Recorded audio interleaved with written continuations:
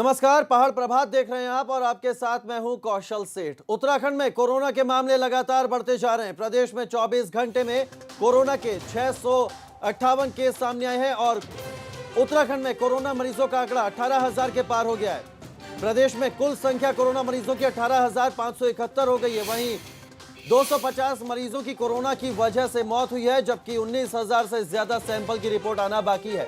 वहीं अगर बात करें वीवीआईपी लोगों की, तो सरकार के कई बड़े नेता और मुख्यमंत्री के ओएसडी और सलाहकार के साथ साथ प्रदेश के करीब 18 वीवीआईपी कोरोना की चपेट में हैं।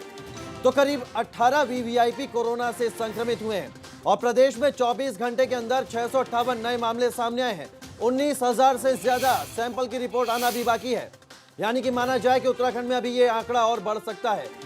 कुल मरीजों की संख्या 18,571 हो गई है उत्तराखंड में। तो लगातार उत्तराखंड में कोरोना का जो आंकड़ा है वो बढ़ता जा रहा है। पिछले 24 घंटे में 658 नए मरीज सामने आए हैं। 19,000 सैंपल ऐसे हैं जिसकी रिपोर्ट आना बाकी है।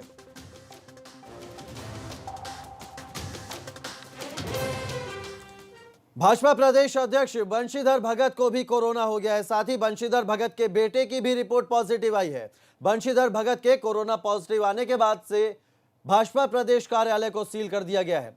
भाजपा प्रदेश कार्यालय के गेट पर बाकायदा एक नोटिस चिपकाया गया है, जिसके साथ ही बंशीधर भगत के संपर्क में आए लोगों को भी टेस्ट कराने के लिए बोला गया है। अभी कुछ रोज पहले बंशीधर भगत ने देहरादून स्थित अपने आवास में गृह प्रवेश किया था, जिसमें सीएम त्रिवेंद्र सिंह रावत, प्रदेश प्रभारी श्याम जाजू, विधानसभा अध्यक्ष प्रेमचंद अग्रवाल, कृषि मंत्री सुबोध उनियाल, उच्च शिक्षा राज्य मंत्री धन सिंह रावत और राज्य मंत्री दीप्ति रावत के साथ विधायक हरवंश कपूर, प्रदेश संगठन महामंत्री अजय कुमार शामिल हुए थे।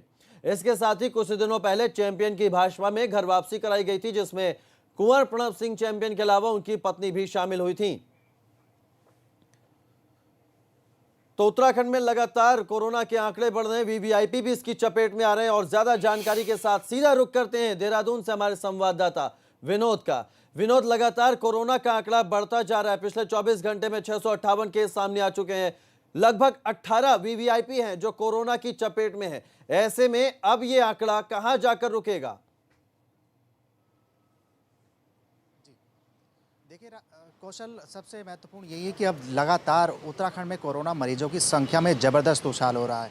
और यही वजह है कि अगर प्रतिदिन 500 की अगर आंकड़े की बात करें तो औसत के हिसाब से 500 से ज़्यादा संख्या अब यहाँ पर कोरोना मरीजों की बढ़ती जा रही है। और यही वजह है कि लगातार जितनी भी बढ़ती संख्या थी, अब उत्तराखंड में ये भी प्रावधान कर दिया गया है कि अब एम्स ऋषिकेश और जहां दून अस्पताल में कोरोना मरीजों का इलाज होता था, अब प्राइवेट अस्पतालों में भी कोरोना मरीजों का इलाज हो सकेगा। और लिहाजा जिस तरीके से अब लगातार उत्तराखंड में कोरोना मरीजों की संख्या में ज़बरदस्त उछाल है, उसको देखते हुए कोई भी अछूता नहीं रहा है, चाहे वीवीआईपी हो चाहे आम आदमी हो, तमाम कोरोना संकट काल अब फैलता जा रहा है। अगर नेताओं की बात करें, जनप्रतिनिधियों की बात करें, तो करीब 18 ऐसे वीवीआईपी नेता हैं, जनप्रतिनिधि हैं, विधायक हैं, ओएसडी हैं, सलाहकार हैं जो इसकी चपेट में आ गए हैं। और पूर्व यानी कल ही बंशीधर भगत जो खुद प्रदेश अध्यक्ष हैं, उनके बेटे समेत उन पर भी कोरोना पॉजिटिव पाए गए हैं। और तमाम उनके संपर्क में आने वाले लोगों को भी उन्होंने सिर्फ यही निवेदन किया है कि वो भी अपना टेस्ट कराए और राज्य सरकार की ओर से जो नियम है, एहतियात हैं, उनको बरते। साथ ही साथ अब लगातार उत्तराखंड में कोरोना मरीजों की संख्या में इजाफा होता जा रहा है, लेकिन सबसे बड़ी चुनौती ये है राज्य सरकार के सामने कि बढ़ती संख्या पर नियंत्रण कैसे करे।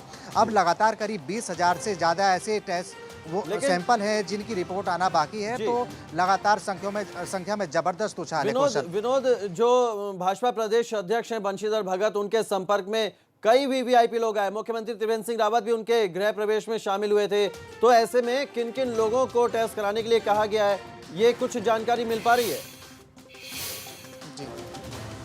जी देखिए, अभी 4 दिन पहले बंशीधर भगत के गृह प्रवेश का एक आयोजन रखा गया था। तमाम उसमें वीवीआईपी नेता, जनप्रतिनिधि, खुद मुख्यमंत्री त्रिवेंद्र सिंह रावत पहुंचे थे। ऐसे में तमाम यानी खासकर विधानसभा स्पीकर की बात करें, प्रेमचंद अग्रवाल थे, प्रदेश प्रभारी भाजपा संगठन श्याम जाजू और तमाम पार्टी के वरिष्ठ नेता, और त्रिवेंद्र सरकार में सुबोध उनियाल जो वन मंत्री हैं, उच्च शिक्षा मंत्री धन सिंह रावत और तमाम पार्टी के पदाधिकारी और कार्यकर्ता वहाँ थे। लेकिन मुख्यमंत्री त्रिवेंद्र सिंह रावत ने तो एंटीजन टेस्ट कराया था, उनकी रिपोर्ट नेगेटिव आई है, उनके परिवार की रिपोर्ट नेगेटिव आई है। साथ ही साथ जो उनके संपर्क में आए थे लोग, उनको भी अब बंशीधर भगत ने साफ तौर पर निवेदन किया है कि वो भी अपना टेस्ट कराए और तमाम एहतियात को बरते।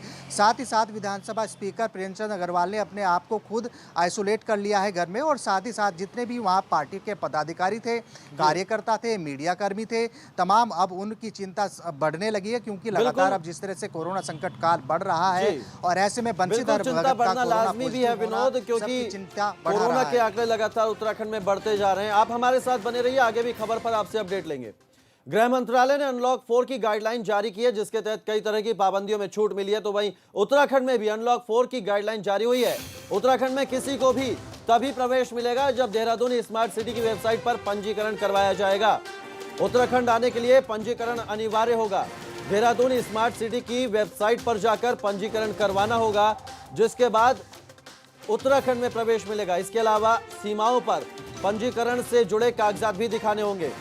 विनोद हमारे संवाददाता हमारे साथ लगातार बने हुए हैं। विनोद, ये जो अनलॉक 4 की गाइडलाइन जारी हुई है, किस तरह की और नियम इसमें जो हैं वो डाले गए हैं और क्या छूट दी गई है? जी देखिए, केंद्र सरकार की तरफ से अनलॉक 4 की जिस तरह से गाइडलाइन जारी की गई है, उसके क्रम में राज्य सरकार ने अपने दिशा निर्देश जारी किए गए हैं। पूर्व में ऐसा प्रावधान था कि लगातार उत्तराखंड में प्रतिदिन 2000 की संख्या में लोग आ सकते थे, लेकिन वो 2000 की संख्या पर प्रतिबंध हटा दिया है। कोई भी आ सकता है, कोई झंझट नहीं है, और तमाम एहतियात बरतते हुए अब उत्तराखंड में आना होगा। और यही वजह है कि लगातार कॉन्ट्रैक्ट ट्रेसिंग के लिए अब जितनी भी उत्तराखंड की सीमाएं हैं वहाँ पर दस्तावेज दिखाने होंगे। अपने जितने भी वाहन के चाहे दस्तावेज हो, चाहे तमाम ऐसे कारण बताना होगा कि आखिर आप कहाँ से आए, कहाँ जाना है। तमाम ऐसे व्यवस्था की जा रही है। और साथ ही साथ अब लगातार जिस तरह से पूर्व से ही ये व्यवस्था की जा रही थी कि उत्तराखंड में आने वाले लोगों को स्मार्ट सिटी देहरादून के एक लिंक पर पंजीकरण कराना होगा अब, लेकिन ये भी अनिवार्य है। राज्य सरकार ने तमाम ये व्यवस्था की है कि कॉन्ट्रैक्ट ट्रेसिंग के लिए सबसे बेहतर ये व्यवस्था होगी, आखिरकार कौन लोग आ रहा है, कहाँ पर जाना है। इस तरीके की व्यवस्था को देखते हुए ये की जा रही है, और जिसमें कॉन्ट्रैक्ट ट्रेसिंग के लिए हो या फिर तमाम एहतियात बरतने हो, मास्क लगाने जैसे तमाम दिशा निर्देश राज्य सरकार की ओर से किए गए हैं। और क्योंकि पहले 2000 लोगों की ही एंट्री यहाँ पर होती थी, उस पर राज्य सरकार ने प्रतिबंध हटा लिया है। और आगे के लिए अनलॉक 4 की जो गाइडलाइन है उसको देखते हुए रजिस्ट्रेशन कौन करवा सकते हैं विनोद? इसके लिए भी कोई पंजीकरण कराना अनिवार्य होगा या कोई भी रजिस्ट्रेशन करवा सकता है? जी देखिए, अन्य राज्यों से जो उत्तराखंड में आने वाले लोग हैं उनको स्मार्ट सिटी के लिंक पर पंजीकरण कराना अनिवार्य है, तभी वो उत्तराखंड में एंट्री करेंगे। और साथ ही साथ जितनी भी उत्तराखंड की सीमा है, खासकर जितने भी राज्यों की सीमा है, जनपदों की सीमा है, वहाँ पर बाहर से आने वाले लोगों को अपने दस्तावेज दिखाने होंगे, वाहनों के साथ जुड़ने के लिए। तो उत्तराखंड में अगर जाना है तो सबसे पहले देहरादून स्मार्ट सिटी की जो वेबसाइट है उस पर रजिस्ट्रेशन कराना बेहद जरूरी होगा। आगे बढ़ते हैं। कोटद्वार में प्रशासन ने जिम खोलने की इजाजत दे दी है, लेकिन जिम संचालकों को कोविड-19 की गाइडलाइंस के मुताबिक काम करना होगा। जिम संचालकों की गाइडलाइंस की जानकारी देने के लिए कोतवाली बुलाया गया। प्रशासन के निर्देश है कि जिम संचालकों को जिम में सीसीटीवी लगाने होंगे। प्रशासन की सख्त चेतावनी है कि अगर कोई भी जिम संचालक निर्देशों की अनदेखी करता है तो उसके खिलाफ सख्त कार्रवाई होगी। जिम संचालकों की बैठक ली है यहाँ पे, और जो हमारे कोटद्वार क्षेत्र के करीब 32 जिम हैं यहाँ पे, उन सारे संचालकों को बुलाया गया था कि जो कोरोना की सिक्योरिटी के मद्देनज़र, सेफ्टी के मद्देनज़र ये सारे जो प्रोटोकॉल उसको फॉलो करेंगे, स्पेशली जो है हमारे मास्क का, और साथ ही जो भी इनके इंस्ट्रूमेंट हैं जो कि लोग टच कर सकते हैं उनको बार बार सफाई करने के लिए, जो यूज़ करेगा वो भी सफाई करेगा, जो अगला नेक्स्ट यूजर आएगा वो भी सफाई करेगा। चंपावत की टनकपुर तहसील प्रशासन के टनकपुर मार्केट में व्यापारियों के कोरोना रैपिड एंटीजन टेस्ट कराए जाने के फैसले का विरोध देखा जा रहा है। व्यापारियों ने इस फैसले का जमकर विरोध किया है। व्यापारियों ने कोरोना टेस्ट न कराए जाने का फैसला लिया है। साथ ही प्रशासन से अपील भी की है कि जो व्यापारी बीमार हैं सिर्फ उन्हीं के सैंपल लिए जाएं। जिस तरह से आप सभी लोग विदित हैं, कोविड-19 का संक्रमण लगातार फैल रहा है और इसमें काफ़ी गंभीर परिणाम भी सामने आए हैं। तो हमने सरकार द्वारा भी निर्देशित किया गया है और जिलाधिकारी द्वारा भी निर्देश दिए गए हैं कि 100% सैम्पलिंग की जाए। उसी के तहत हम कार्रवाई कर रहे हैं। अगर कोई नहीं कराना चाहता तो उसके खिलाफ कार्रवाई की जाएगी। और इस बीच मसूरी से एक बड़ी खबर आ रही है। अतिक्रमण हटाने पहुंची टीम का विरोध किया गया है। सभासद गीता कुमाई और एसडीएम मनीष कुमार में तीखी नोकझोंक हुई है। मसूरी से बड़ी खबर आपको बता रहे हैं। अतिक्रमण हटाने पहुंची टीम का विरोध हुआ है। विरोध के बाद वापस लौट गई है पुलिस और प्रशासन की टीम। मसूरी से यह बड़ी खबर। अतिक्रमण हटाने पहुंची टीम का विरोध किया गया है। विरोध के बाद वापस लौट गई है पुलिस प्रशासन की टीम। बड़ी खबर आपको बता रहे हैं। मसूरी में अतिक्रमण हटाने पहुंची थी पुलिस और प्रशासन की टीम, लेकिन लोगों ने उसका विरोध कर दिया। सुनील सोनकर हमारे संवाददाता ज्यादा जानकारी के साथ जुड़ गए। सुनील, कहां पर यह अतिक्रमण था और विरोध किस तरह का है लोगों में? जी देखिए, यहाँ पर शिफन कोट के 84 परिवार है जिनको हटाने के लिए लगातार प्रशासन यहाँ पर कवायद कर रहा है और ऐसे में इनको 10 सितंबर तक का समय यहाँ पर प्रशासनिक तौर पर दिया गया है कि आप 10 सितंबर तक अपने जितने भी अवैध अतिक्रमण है वो हटा ले। परंतु प्रशासन और पुलिस की टीम लगातार वहाँ पर जा रही है, जिससे कहीं ना कहीं जो 84 परिवार है उनका कहना है कि उनका उत्पीड़न हो रहा है और इसी को लेकर यहाँ पर जमकर विरोध हुआ, क्योंकि एसडीएम मसूरी मनीष कुमार के नेतृत्व में टीम पहुंची थी। और ऐसे में जब विरोध हुआ तो यहाँ पर काफी तीखी नोकझोंक। सुनील, क्या इन लोगों को जिनको हटाया जाएगा तो इन लोगों के विस्थापन की भी कोई व्यवस्था की गई है या नहीं? कहाँ जाएंगे ये लोग? विस्थापन को लेकर ही यहाँ पर लगातार प्रयास किया जा रहा है। ऐसे में नगर पालिका प्रशासन द्वारा एक रेजोल्यूशन पास करके शासन स्तर पर भेजा गया है कि इनके विस्थापन के लिए वो पैसा दे, जमीन नगर पालिका देंगी। वहीं विधायक गणेश जोशी भी यहाँ पर कल शाम को मीटिंग करी है और उनका ये कहना है कि जो इन परिवार जो जेन्युइन परिवार है उनको यहाँ पर विस्थापन करने की योजना है। परंतु शासन स्तर से अगर बात करी जाए नियमों के अनुसार तो अतिक्रमणकारियों के लिए कोई भी विस्थापन की प्रक्रिया नहीं है। ऐसे में दिक्कतें साफ तौर पर है कि आखिर ये लोग जाएंगे कहाँ। चलिए, बहुत शुक्रिया सुनील, आप नजर बनाए रखिए। तो अतिक्रमण हटाने पहुंची थी पुलिस प्रशासन की टीम और उसका विरोध देखा गया है। मसूरी की ये तस्वीरें हैं। देहरादून में महाकुंभ 2021 की अहम बैठक के दौरान अखाड़ा परिषद के अध्यक्ष महंत नरेंद्र गिरी की तबीयत बिगड़ गई। आपको बता दें, सीएम त्रिवेंद्र सिंह रावत की अध्यक्षता में यह बैठक चल रही थी। तबीयत बिगड़ने के बाद तुरंत ही महंत नरेंद्र गिरी को अस्पताल ले जाया गया।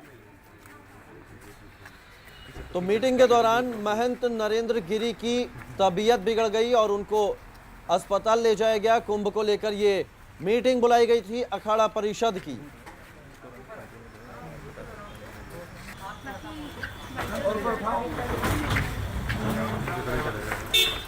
दो तस्वीरें आपको दिखा रहे हैं। महंत नरेंद्र गिरी की तबीयत बिगड़ गई, उनको तुरंत ही अस्पताल ले जाया गया। कुंभ के लिए सचिवालय में ये मीटिंग बुलाई गई थी जिसमें अखाड़ा परिषद के कई संत शामिल हुए थे।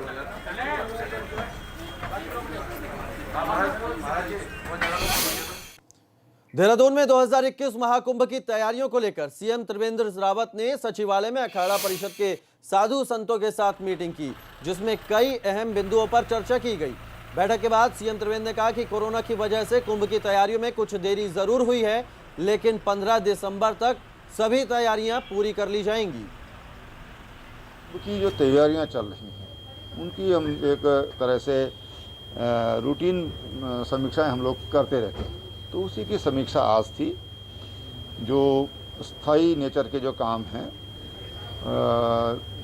जिनको टारगेट ये किया गया कि नवंबर लास्ट तक हम पूरा कर लेंगे, लेकिन कोविड के कारण थोड़ा दिक्कत हुई है। तो फिर भी हम ये अनुमान लगा रहे हैं कि ज़्यादा से ज़्यादा 15 दिसंबर तक ये सारे कार्य पूर्ण हो जाएंगे, यानी कि कुंभ से प्रारंभ होने से पहले ये काम हमारे संपन्न हो जाएंगे। देहरादून में खानपुर से भाजपा विधायक कुंवर प्रणव सिंह चैंपियन की प्रदेश महामंत्री संगठन के सामने पेशी हुई। बताया जा रहा है कि इस दौरान चैंपियन ने माफी मांगी। इसके साथ ही भाजपा ने विधायक कुंवर प्रणव सिंह चैंपियन पर कोरोना काल तक जुलूस निकालने पर प्रतिबंध लगा दिया है। साथ ही उन्हें क्वारंटीन होने को भी कहा गया है।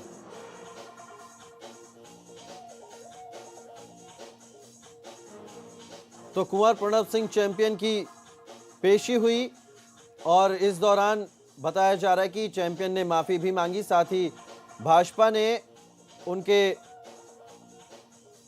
जुलूस निकालने पर प्रतिबंध लगा दिया है। लक्सर में नगर पालिका परिषद की ओर से बीएसपी के पूर्व नगर अध्यक्ष का होर्डिंग हटाने का मामला तूल पकड़ने लगा है। बसपा नेता विशाल चौधरी ने खानपुर विधायक कुंवर प्रणब सिंह चैंपियन पर आरोप लगाते हुए कहा है कि खानपुर विधायक कुंवर प्रणब सिंह चैंपियन ने लक्सर में मिहिर भोज प्रतिमा के पास लगे उनके होर्डिंग को स्थानीय प्रशासन पर दबाव बनाकर हटवाया है। विशाल चौधरी ने कहा कि वो इस मामले में स्थानीय प्रशासन से मिलेंगे और अगर कोई कार्रवाई नहीं होती है तो संगठन से भी बात की जाएगी। यहाँ तक मुझे पता चला है 26 तारीख को मैं खानपुर विधायक वहाँ पहुंचे थे और तुरंत उसके 5 मिनट बाद ही मेरे होर्डिंग को लेकर प्रशासन अलर्ट हो गया था और साथ के साथ उसे उतरवा देता। तो सीधा सीधा ये तो साफ नजर आ रहा है कि खानपुर विधायक के दबाव से ही प्रशासन ने उस होर्डिंग को 3 दिन में 2 बार उतार दिया। पूर्व सीएम हरीश रावत अपने अंदाज के लिए जाने जाते हैं। राजनीति के बीच हरीश रावत फुर्सत के कुछ पल निकालकर मसूरी में भुट्टा भूनते नजर आए। सोशल मीडिया पर एक वीडियो वायरल हो रहा है जिसमें हरीश रावत पहले तो भुट्टा भूनते हैं, इसके बाद वो भुट्टा खा भी रहे हैं। भट्टा का भुट्टा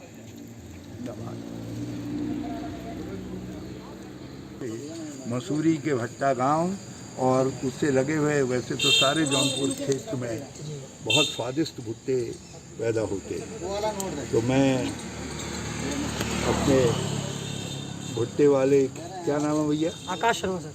आकाश के साथ तो पूर्व सीएम हरीश रावत का ये अंदाज देखिए, अपने निराले अंदाज के लिए हरीश रावत जाने जाते हैं। मसूरी का ये वीडियो है जो सोशल मीडिया पर वायरल हो रहा है। इसमें हरीश रावत भुट्टा भूनते हुए नजर आ रहे हैं और साथ ही उसका स्वाद भी ले रहे हैं। खुद ही भुट्टा भूना और खुद ही खाया हरीश रावत का ये अंदाज। सोशल मीडिया पर ये वीडियो वायरल हो रहा है जिसमें हरीश रावत इसका बीज भुट्टा भूनते हुए और उसे खाते हुए दिखाई दे रहे हैं। पुर से मंगाया था, तो ये भी अपने तरीके का स्वादिष्ट भुट्टा है। तो खुद ही हरीश रावत ने भुट्टा भूना है। इस दौरान लोग भी आकर उन्हें देखने लगे। ये वीडियो सोशल मीडिया पर वायरल हो रहा है। मसूरी के भट्टा गांव का बड़ी खबर का रुख कर लेते हैं। जोशीमठ से आ रही है बड़ी खबर। बद्रीनाथ नेशनल हाईवे खुल गया है। लामबगड़ स्लाइड पर मलबा आया था, लेकिन अब खबर आ रही है कि बद्रीनाथ नेशनल हाईवे खुल गया है। मेका फेरी कंपनी ने मशक्कत के बाद इस रास्ते को खोल दिया है। तो जोशीमठ से ये बड़ी खबर आपको बता दें, लामबगड़ स्लाइड पर मलबा आया था जिसके बाद अब इस रास्ते को खोल दिया गया है। लगातार लामबगड़ स्लाइड पर मलबा आ रहा है और फिर उस रास्ते को खोला जा रहा है। ये तस्वीरें भी हम कल की दिखा रहे हैं आपको, जब लामबगड़ स्लाइड पर मलबा आया था और उसके बाद जेसीबी की मदद से रास्ते को खोला जा रहा था। रंजीत हमारे संवाददाता ज्यादा जानकारी के साथ जुड़ गए। रंजीत, बार बार लामबगड़ स्लाइड पर मलबा आता है और खोलने का काम लगातार जारी है। एक बार फिर बद्रीनाथ नेशनल हाईवे खुला है, क्या जानकारी है? कल रात भारी बारिश के चलते लामबगड़ से एक बार फिर से मलबा आ गया था और लगातार ये स्लाइड यहाँ पर आए दिन मलबा आ रहा है, जिसको खोलने एनएच कंपनी को भारी दिक्कतों का सामना करना पड़ा। आज सुबह लगभग 8-9 बजे के आसपास जो है एनएच कंपनी इसे खोल दिया गया। जी बहुत शुक्रिया रंजीत आपके तमाम जानकारी के लिए। तो बद्रीनाथ नेशनल हाईवे फिर खुल गया है। लामबगड़ स्लाइड पर लगातार मलबा आ रहा है और एक बार फिर इस रास्ते को खोल दिया गया है जेसीबी की मदद से। बड़ी खबर जोशीमठ से आपको बता रहे हैं, बद्रीनाथ नेशनल हाईवे खुल गया है। बारिश और भूस्खलन की वजह से रुद्रप्रयाग में 20 से ज्यादा मार्ग अभी भी बंद हैं। जिले के सबसे दूरस्थ क्षेत्र पूर्वी बांगर को जोड़ने वाला छेनागाड़ बक्सीर मोटर मार्ग महीने भर से बंद पड़ा है। बांगर क्षेत्र की हजारों की आबादी किसी तरह पैदल आवाजाही कर रोजमर्रा की सामग्री की व्यवस्था कर रही है। आलम यह है कि मार्ग पर पानी बह रहा है, जिसमें राहगीरों की मुश्किलें बढ़ गई हैं। एक जीप बरसाती नाले में फंस गई, जिसे काफी मशक्कत के बाद निकाला गया। तस्वीरें हम आपको दिखा रहे हैं जब ये जीप इस रास्ते पर फंस गई थी। लगातार जो बारिश हो रही है उससे रुद्रप्रयाग में अलग अलग इलाकों में लोगों की मुश्किलें बढ़ गई हैं। दोस्तों ये है रुद्रप्रयाग के बड़कोट के पुरोला इलाके में ग्रामीणों के सामने आवाजाही को लेकर समस्या खड़ी हो गई। गांव तक जाने के लिए सड़क नहीं है। ऐसे में ग्रामीण 14 किलोमीटर पैदल चलकर पहाड़ी रास्तों और बरसाती नालों से होते हुए शहर तक पहुंचते हैं। उफनती नदी नालों को पार कर ग्रामीण अपनी जरूरत के सामानों के लिए तहसील और जिला मुख्यालय तक पहुंच रहे हैं। इन क्षेत्र में ना तो कनेक्टिविटी है और ना ही संचार की सुविधा। तो देखिए किस तरह से जान जोखिम में डालनी पड़ रही है लोगों को। बड़कोट की ये तस्वीरें हैं, पथरीले रास्तों से गुजरते हैं लोग।